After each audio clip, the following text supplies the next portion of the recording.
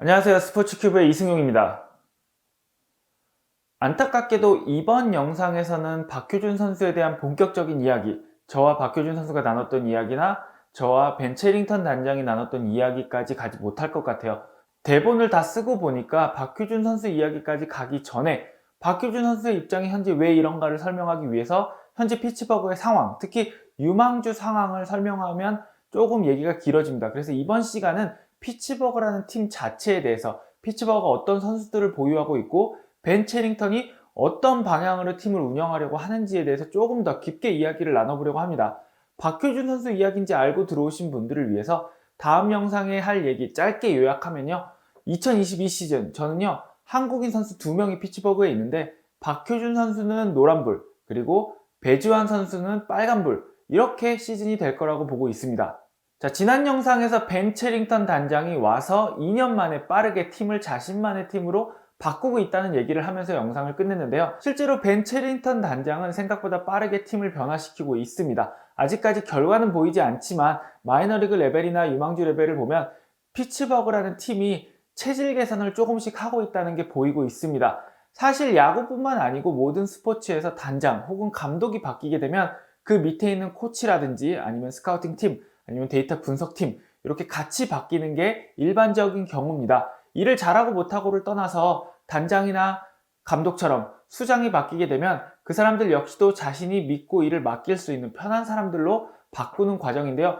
이거는 별거 아닌 것 같아 보이지만 팀이 정착하는 데 꽤나 중요한 과정입니다. 제가 계속해서 뉴욕 매치가 더 좋은 팀으로 거듭나기 위해선 샌디 앨더슨 사장이 나가야 된다고 주장하는 이유도 여기에 있는데요. 뉴욕 매치는 2010년부터 수많은 단장들 그리고 감독들이 뉴욕 매치를 거쳐갔지만 실제로 그 내부 조직표를 보면 구단 조직 안에 있는 주요 인물들은 바뀌지 않고 있습니다. 다르게 말하면 단장이 와도 단장에게 인사권이 없거나 단장에게 큰 힘이 없고 샌디 앨더슨이 결국에는 결정권을 가지고 있다라는 말로 바꿔 말할 수 있는데요. 그렇기 때문에 뉴욕 매치가 크게 체질 개선을 하기 위해서는 샌디 앨더슨 사장이 먼저 나가야 된다고 생각을 합니다. 벤 체링턴은 지난 시간에 얘기한 것처럼 엘스버리, 페드로이아, 무키 베츠, 젠더 보가츠 같은 선수들을 발굴하고 육성하는데 큰 재능을 보이면서 결국에는 앱스타인이 나간 보스턴의 단장 자리까지 올라갔습니다. 벤 체링턴 시절에 보스턴은 우승까지 경험했지만 벤 체링턴은 완벽한 단장은 아니었습니다.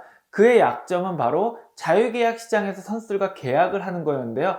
벤 체링턴은 헨리 라미레즈와 4년 8,800만 달러, 그리고 파블로 산도발과 5년 9,500만 달러의 계약을 하면서 보스턴 팬들로 하여금 아직도 악몽 같은 기억을 선사해 주었습니다. 벤 체링턴 단장은 기자들과의 줌 인터뷰에서 내야는 어느 정도 정리가 끝난 것 같다, 앞으로 내야는 더 이상 추가 영입은 생각하지 않고 있다 라는 식의 이야기를 했는데요. 실제로 피츠버그의 내야는 현재 포화 상태에 이르러 있습니다. 피츠버그는 앞으로 2년, 3년 이내에 3루수는 키브라이언 헤이즈, 유격수는 오닐 크루즈, 그리고 2루수는 닉 곤잘레스가 맡을 것으로 예상이 되고 있습니다. 오닐 크루즈가 외야로 가거나 포지션 변경을 하는 데를 대비해서 피츠버그는 현재 페구에로라는 유격수 유망주 또한 더블A에 있는데요. 이 페구에로 또한 평가가 좋은 유망주 중에 한 명입니다. 실제로 피츠버그는요, 현재 메이저리그 유망주 100위 안에 5명을 보유하고 있는데요. 이 5명 중에 3명이 방금 언급한 내야수들입니다.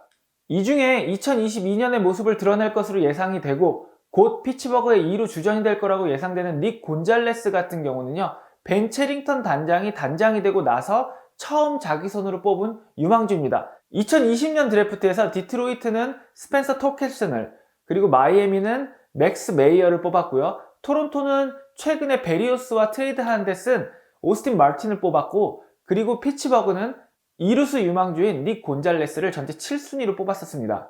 벤 체링턴 단장은 이제 내야에서 눈을 돌려서 외야와 투수진 보강에 적극적으로 힘을 쓰고 있는데요. 제가 얼마 전 영상에서 마이애미가 포수를 구하고 있으며 그의 반대급부로 지금 포화 상태인 선발진의 몇 명을 내어주려고 한다. 마이애미는 지금 메이저리그 레벨뿐만 아니고 마이너리그 레벨에도 정말 많은 선발 유망주들을 보유하고 있는데요. 저는 토론토가 적극적으로 나서서 선발 투수와 포수를 바꿔야 한다고 주장을 했는데 토론토보다 더 적극적으로 나선 구단이 있었습니다. 바로 피츠버그인데요. 피츠버그는 무려 골드글러브 수상자인 제이콥 스탈링스를 내주면서 마이애미에게 트레이드를 제안했습니다. 한마디로 피츠버그는 마이애미에게 골드글러브급 주전 포수를 내어주는 대신에 즉시 전력감 투수 1명, 그리고 마이너리그 외야 유망주, 투수 유망주 이렇게 3명을 데려온 겁니다.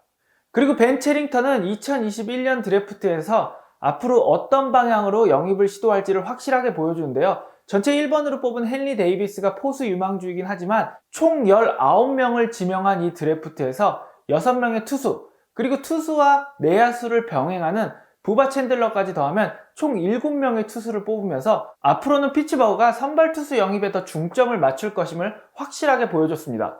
2021년 피츠버그의 드래프트 행보는 꽤나 흥미로웠는데요. 피츠버그는 대학에 진학한 뒤 2년이나 3년 뒤에 드래프트 상위 라운더로 나올 선수들을 집중 공략했습니다. 많은 팀들은 이미 대학 진학을 발표했고 대학에서 장학금까지 약속받은 이 선수들을 피해서 지명을 했지만 피츠버그는 이 선수들을 위험을 감수하고 지명을 했고 벤 체링턴 단장과 스카우팅 팀이 직접 나서서 이 선수들을 설득하기에 나섰는데요. 이렇게 해서 피츠버그는 현재 고교 유망주 100위 안에 드는 선수들 중 4명을 영입하는 데 성공을 했습니다. 노스캐롤라이나에 진학하겠다고 발표한 자완 솔로메테를 2라운드에서 지명했고요. 고등학교에서 유격수와 투수를 병행했고 NCAA 풋볼 명문인 클램슨에 진학하기로 발표한 부바 챈들러를 지명하면서 꽤 많은 화제를 모았습니다. 부바 챈들러 같은 경우는 대학 진학 후 2년 뒤면은 마치 카일러 머리가 그랬던 것처럼 MLB와 NFL에서 모두 상위 픽을 받을 수도 있다라는 가능성을 보이고 있는 그런 선수였는데요. 벤 체링턴은 부바 챈들러를 3라운드에서 지명한 뒤에 무려 300만 달러라는 3라운드로서는 파격적인 이런 보너스를 제안하면서 결국에는 부바 챈들러의 마음을 돌렸고 부바 챈들러로 하여금 피츠버그에 입단하게 만들었습니다. 뉴욕 매츠 팬분들에게는 죄송하지만 2021 드래프트에서 드래프트 몇 달 전부터 계속 구속 저하를 보여주면서 부상이 있을 수도 있다는 예측이 나오게 되고 더 이상 매력이 없다는 쿠마로커를 10순위로 지명한 뒤에 쿠마로커를 지명하지 못한 뉴욕 매츠에 비하면요. 피츠버그는 대학에 진학할 거라고 얘기했던 고교 유망주들을 위험을 감수하고 지명을 하면서도 결국에는 고교 유망주들을 싹 쓸어가는 그런 모습을 보여줬습니다. 이번 시즌 드래프트에서 피츠버그에 할당된 사이닝 보너스 머니는요 1439만 달러였는데요.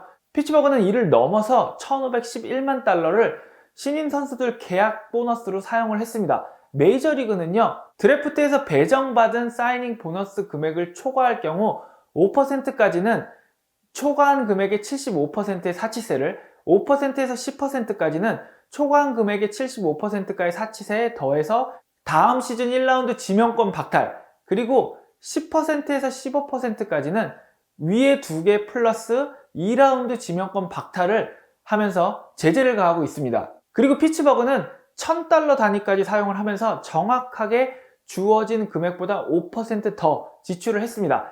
벤 체링턴 단장은 이번 드래프트에서 피츠버그는 할 수 있는 모든 걸 다 했다라고 이야기를 했는데요. 지명권을 잃지 않고 추가 지출액의 75%의 사치세만 내게 된 피츠버그는요 마치 다저스와 양키스가 메이저리그 레벨에서 하는 그런 것을 드래프트에서 했다고 볼 수 있습니다. 사실 벤 체링턴과 그 스카우팅 팀이 이번 드래프트에서 보여준 이런 모습들은 다른 팀들이 보기에는 굉장히 무모하다는 생각이 들게 만들었는데요. 벤 체링턴은요 21명의 지명 선수들 중 19명과 계약에 성공을 하면서 많은 이들을 놀라게 했습니다. 보스턴에서 좋은 점도 많았지만 결국에는 FA 계약을 잘못하면서 많은 비난을 받고 단장직에서 내려올 수밖에 없었던 벤 체링턴이지만 유망주의 발굴과 육성에 특화되어 있는 만큼 피츠버그가 벤 체링턴을 새로운 단장으로 고른 것은 굉장히 탁월한 선택이었다는 생각이 듭니다. 아무래도 스몰 마켓이고 도시의 규모가 작다 보니까 큰 돈을 쓸 수 없는 피츠버그이기 때문에 이렇게 유망주의 발굴 육성에 특화된 단장을 데려옴으로써 팀을 오클랜드나 템파베이 같은 팀으로 만들어가는 그런 초석을 다진 건데요. 2021 드래프트에서 무려 19명을 계약하면서 팜 시스템 내에서도 자신이 직접 뽑은 선수들 혹은 자신이 직접 트레이드로 데려온 선수들로 채워나가고 있는 벤 체링턴 단장이 2022년 팀을 어떻게 이끌고 2023년, 2024년의 청사진을 어떻게 내놓을지 점점 더 궁금해지고 있습니다. 여러분, 저는 스포츠큐브의 이승용이었고요. 다음 시간에는 꼭 박효준 선수 얘기 그리고 벤 체링턴 단장과의 문답 다뤄보도록 하겠습니다. 지금까지 시청해주셔서 감사합니다. 여러분 모두 좋은 하루 보내세요.